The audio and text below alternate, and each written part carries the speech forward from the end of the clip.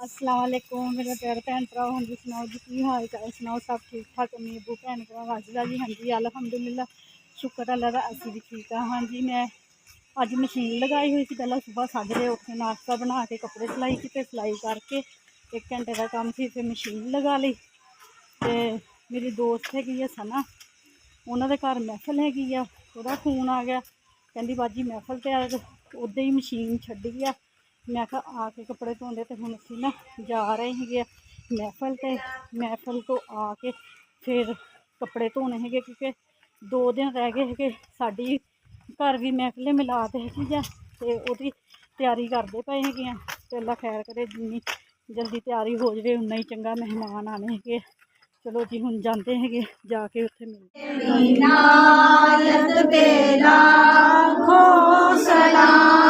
मुस्तफा जाने रहमत तेरा हो सलाम। वो हमारे नबी हम उनके उम्मती, वो हमारे नबी हम उनके उम्मती। उम्मती तेरी किस्मत तेरा हो सलाम। मुस्तफा जाने रहमत तेरा हो सलाम। वो तेरा दम इमाम होगा बंदोगा को से आजम इमाम होगा बंदोगा। जलवाए शाने कुदरत तेरा हो सलाम। मुस्तफा जाने रहमत तेरा हो सलाम।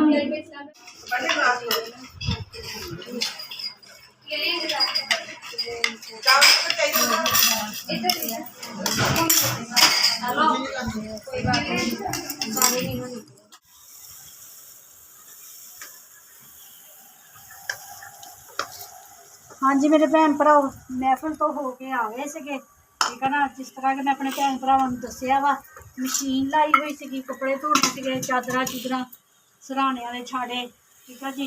तो आके फिर मेरी बेटी ने नाल मेरे कपड़े कुपड़े धोए है। तो थोड़ा जिहा आराम किया, आराम करके तो फिर मैं छत पर आ गई। मैं कहा भी हुण हांडी रोटी का टाइम हो गया वा, तो हांडी पका लेंदे आ। असीं अज बना रहे हैं जी भिंडी, ठीक है जी। मसाले भिंडी बनाने पे आ, तो मसाला भुन लिया है। मेरे भैन भरावां नूं पता वा साडे घर की हांडी दे विच कितना मिर्च मसाला पैंदा वा, ठीक है जी। तो मसाला भुनते हैं तो सब्जी में पा।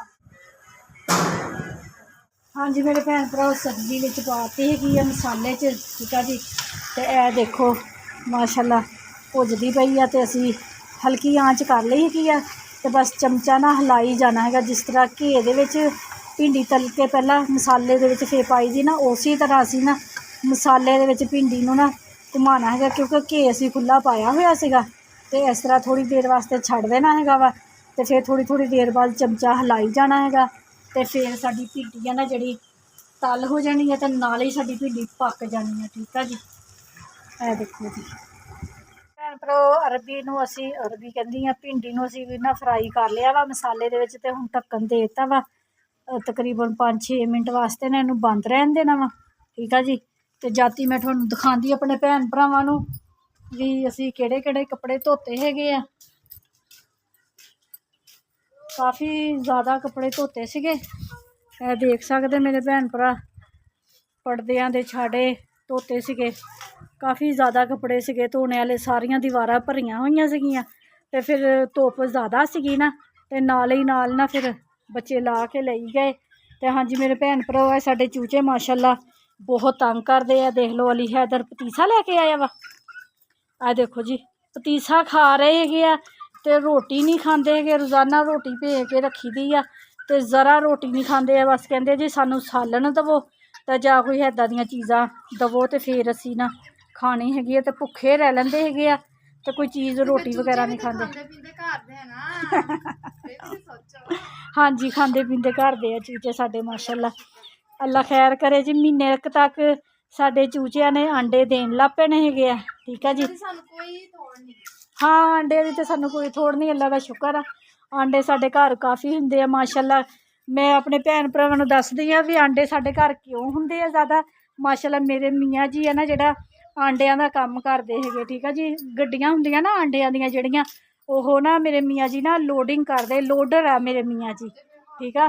ਤੇ ਉਹ ਫਿਰ ਨਾ ਉੱਥੋਂ ਜੀ ਜਿੱਥੋਂ ਦੀ ਆਂਡੇ ਲੋਡ ਕਰੀਦੇ ਆ ਨਾ ਫਾਰਮਾਂ ਤੋਂ ਲੋਡ ਕਰੀਦੇ ਆ, ਤੇ ਉੱਥੋਂ ਦੀ ਫਿਰ ਨਾ ਮੇਰੇ ਮੀਆਂ ਜੀ ਆਂਡੇ ਲੈ ਜਾਂਦੇ ਹਾਫ ਕੀਮਤ 'ਤੇ ਨਾ ਟਰੇ ਮਿਲ ਜਾਂਦੀ ਹੈਗੀ ਆ।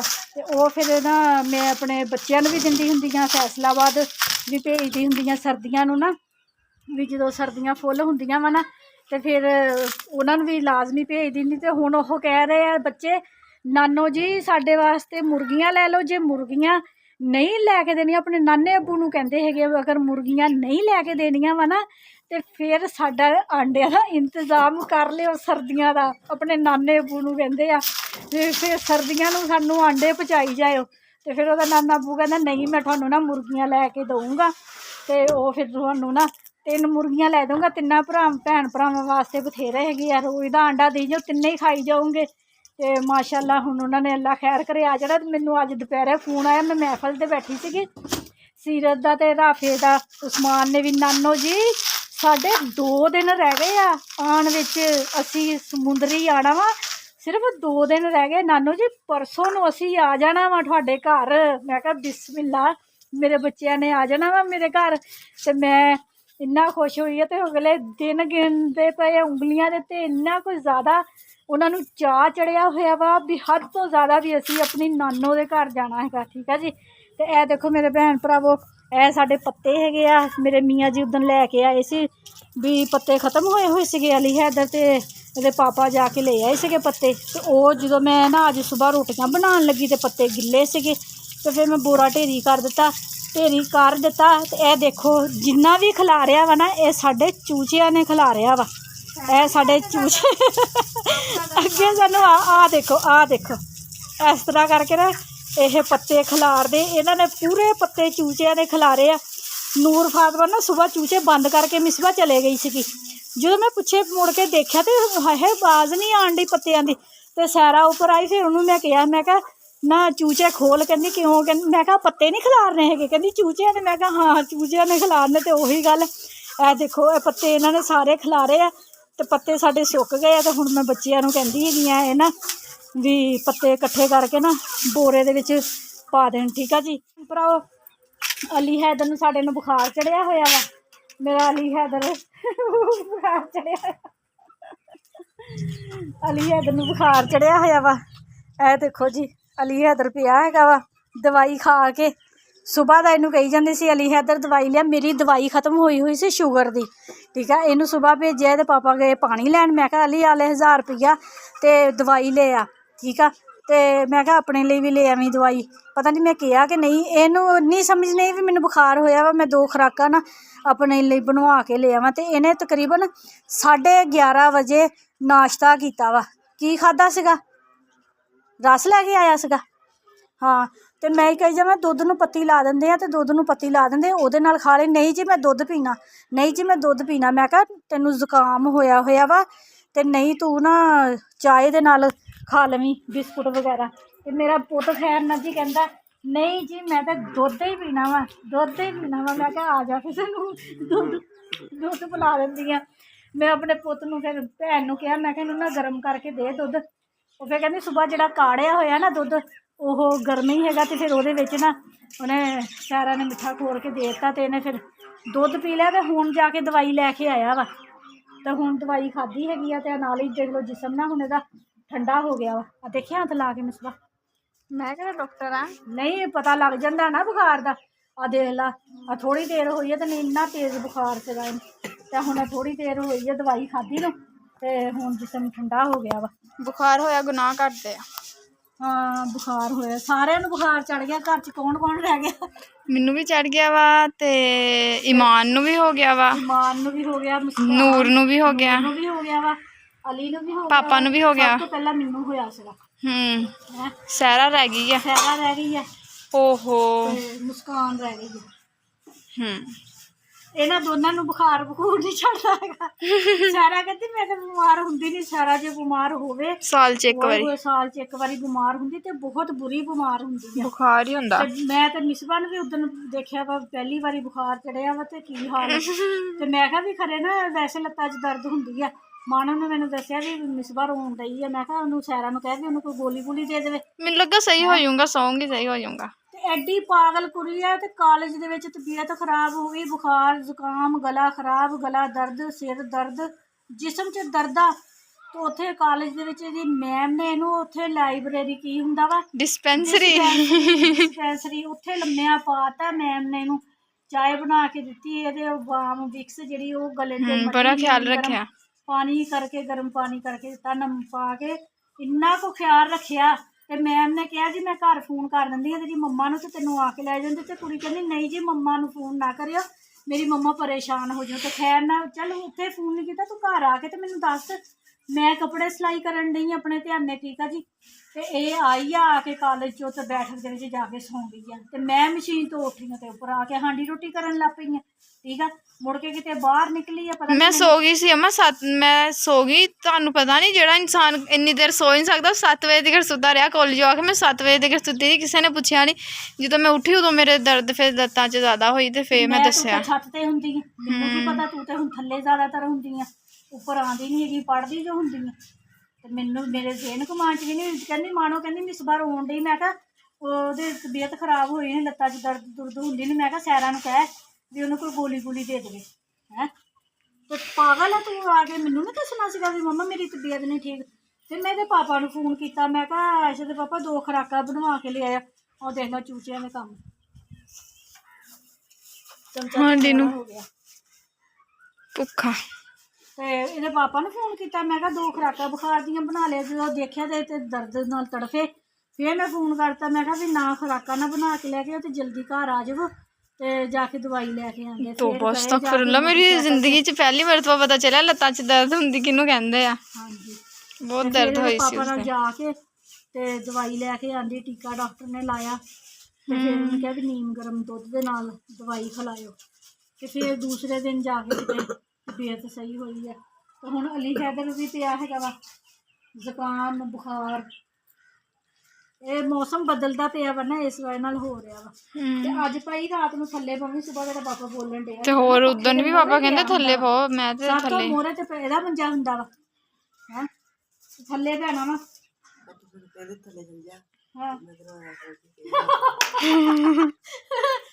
ਤੇਰਾ ਪਾਪਾ ਥੱਲੇ LCD ਲਾ ਕੇ ਬੈਠਾ ਰਿਹਾ। ਮੈਂ ਥੱਲੇ ਉਤਰੀਆਂ 2 ਦਾ ਟਾਈਮ ਸੀ। ਤੇਰਾ ਪਾਪਾ ਨਾ ਪਤਾ ਨਹੀਂ, ਪਾਪਾ ਨਹੀਂ ਨਾ ਸੌਂਦੇ ਰਾਤ ਨੂੰ, ਨਹੀਂ ਸੌਂਦੇ ਪਾਪਾ, ਜਾਗਦੇ ਹੁੰਦੇ। ਤੇ ਤੇਰਾ ਮੈਂ ਉੱਪਰ ਆ ਕੇ ਸੌਂ ਗਈ। ਮੈਂ ਤਾਂ ਗੋਲੀ ਖਾਧੀ ਹੁੰਦੀ ਹੈ ਨੀਂਦ ਦੀ।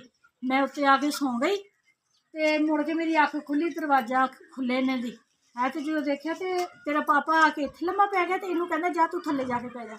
ਇਹਨੇ ਕੱਚ 'ਚ ਸਰਾਣਾ ਦਿੱਤਾ ਹੋਇਆ ਸੀ, ਇਹਨੇ ਕੱਚ 'ਚ ਸਰਾਣਾ ਦਿੱਤਾ ਤੇ ਇੱਥੇ ਖਲੋਤਾ। ਇਹਨੇ ਬੂਹਾ ਖੋਲ੍ਹਿਆ ਤੇ ਥੱਲੇ ਲਾਈਟਾਂ ਲੂਟਾਂ ਸਾਰੀਆਂ ਬੰਦ ਨੇ। ਇਹਨੇ ਥੱਲੇ ਨੂੰ ਕਰਕੇ ਦੇਖਿਆ ਤੇ ਕੋਈ ਵੀ ਨਹੀਂ ਹੈ, ਥੱਲੇ ਕੋਈ ਵੀ ਨਹੀਂ ਸੀਗਾ।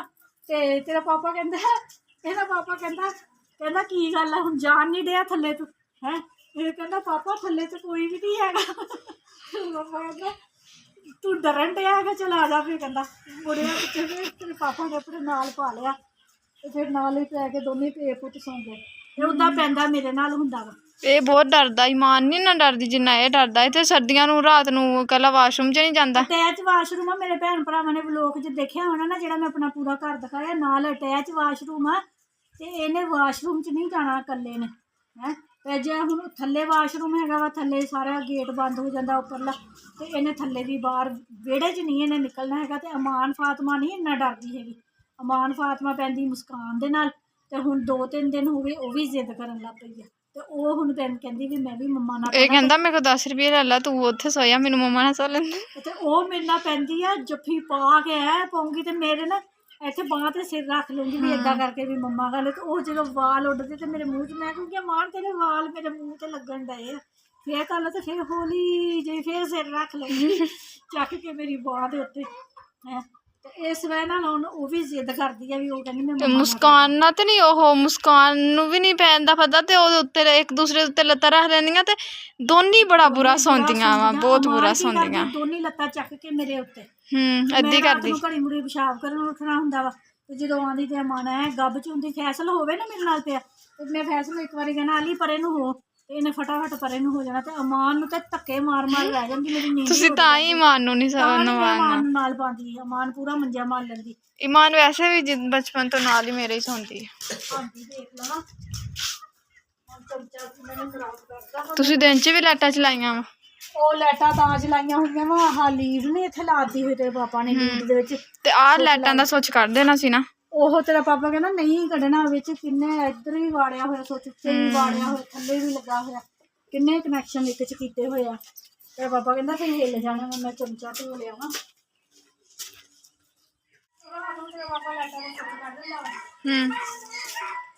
ਰਾਤ ਨੂੰ ਉਤਰੀਆਂ 2 ਵਜੇ ਤੇ ਹਾਏ ਲਾਈਟਾਂ ਦਾ ਸੁੱਚ ਲਟਕਣ ਡਿਆ ਗੇਟ ਦੇ ਨਾਲ। ਪਰਸੋਂ ਰਾਤ ਵੀ ਏਦਾਂ ਹੀ ਹੋਇਆ। ਉਹ ਅੱਧੀ ਰਾਤ ਨੂੰ ਤੇਰੇ ਪਾਪਾ ਜੇ ਜਾਣਾ ਵੀ ਲੋਕੀ ਤੇ ਸਾਰੇ ਸੌ ਜਾਂਦੇ, ਲਾਈਟਾਂ ਕਿੰਨੇ ਦੇਖਣੀਆਂ ਬੰਦ ਕਰ ਦਿੰਦੇ। ਦੇਖਣੀਆਂ ਕਿੰਨੇ ਦੇਖਣੀਆਂ, ਅੱਲਾ ਨੇ ਦੇਖਣੀਆਂ, ਜਿਹਨੂੰ ਖੁਸ਼ੀ ਉਹਨੇ ਜਲਾਣੀਆਂ। ਰਾਤ ਨੂੰ ਲਾਈਟਾਂ ਜਲਾ ਕੇ ਰੱਖੀ ਦੀਆਂ, ਤੇ ਉਹ ਜਦੋਂ ਅੱਧੀ ਰਾਤ ਹੁੰਦੀ ਤੇ ਤੇਰਾ ਪਾਪਾ ਬੰਦ ਕਰ ਦਿੰਦਾ। ਇਹ ਦੇਖੋ ਮੇਰੇ ਭੈਣ ਭਰਾ ਮਾਸ਼ਾਅੱਲਾ ਖੜੀ ਖੜੀ ਕਿੰਨੀ ਦਮ ਤੇ ਰੱਖੀ ਹੋਈ ਸੀਗੀ ਨਾ, ਤਕਰੀਬਨ 10 ਮਿੰਟ ਹੋ ਗਏ ਸੀ ਤੇ ਬਿਲਕੁਲ ਥੱਲੇ ਅੱਗ ਬੁਝ ਗਈ, ਤੇ ਜਿਹੜੇ ਕੋਲੇ ਸੀਗੇ ਨਾ ਉਹਨਾਂ ਦੀ ਸਾਡੀ ਮੈਮ ਕਹਿੰਦੀ ਤੁਸੀਂ ਵੀ ਖਾਣਾ ਬਣਾਉਣਾ ਸਿੱਖ ਲਓ, ਸਸੁਰਾਲ ਜਾ ਕੇ ਵੀ ਮੂੰਹ ਦਿਖਾਣਾ। ਤੇ ਮੈਂ ਸਾਰੀਆਂ ਕੁੜੀਆਂ ਕਹਿੰਦੀਆਂ ਮੈਮ ਜਾਣਾ ਕਿੰਨੇ ਸਸੁਰਾਲ, ਤੁਹਾਨੂੰ ਕਿ ਨਹੀਂ ਗਿਆ, ਕਿੰਨੇ ਜਾਣਾ ਸਸੁਰਾਲ? ਹਾਂ ਸਸੁਰਾਲ ਜਾਣਾ ਕੀ ਤੁਹਾਡੀ ਕਿਸੇ ਨੇ ਸੁਣਨੀ ਆ? ਹੈ ਦੱਸੋ ਮੈਨੂੰ, ਕਿਸੇ ਨੇ ਵੀ ਨਹੀਂ ਸੁਣਨੀ ਹੈਗੀ। ਮੈਮ ਕਹਿੰਦੀ ਨਵੇਂ ਨਵੇਂ ਖਾਣੇ ਬਣਾਉਣੇ ਸਿੱਖਿਆ ਕਰੋ ਪੜ੍ਹਾਈ ਦੇ ਨਾਲ ਨਾਲ। ਮੈਂ ਕਿਹਾ ਚੈਨਲ ਹੈਗਾ ਵਾ, ਮੇਰੀ ਮੰਮਾ ਖੁਦ ਖਾਣੇ ਬਣਾ, ਮੈਂ ਕਿਹਾ ਟਾਈਮ ਲੱਗੇ ਤੇ ਫੇਰ ਹੀ ਆ। ਉਹਦੀਆਂ ਧੀਆਂ ਵਾ, ਉਹਨੇ ਜਦੋਂ ਅਸੀਂ ਬਣਾਉਣਾ ਸਾਡੇ ਹੱਥ ਦੇ ਵਿੱਚ ਆਪੇ ਟੇਸਟ ਆ ਜਾਏ। ਤੇ ਹੋਰ ਮੈਨੂੰ ਆਂਦਾ ਹੀ ਆ ਅੰਮਾ, ਹਾਂ ਪਕਾ ਹੀ ਲੈਂਦੀ।